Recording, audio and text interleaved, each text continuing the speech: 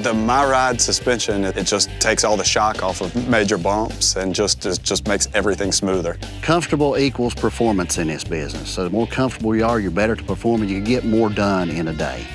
We're probably on a mower around 8 hours a day. 6 to 8 hours a day. I usually do it in about 4.5. 7 hours a day. So 8 hours of that, you're tired and you're beat.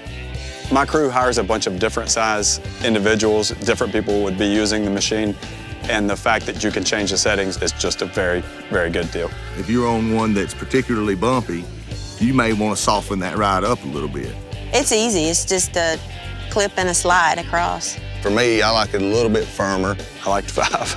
Probably somewhere in the middle. Soft setting is the best.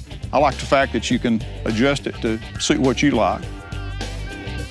You're tied to the seat and the suspension system. You're not just bouncing around everywhere like you would be on a typical seat or a suspension seat without the platform.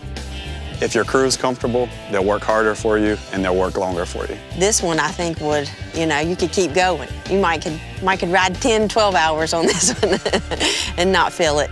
To me, it felt like the mower was doing a lot of moving, but I wasn't doing as much moving. It's more like watching the mower do the work. I didn't think it'd be that different from the suspension seats, but it is. Night and day compared to what I'm used to.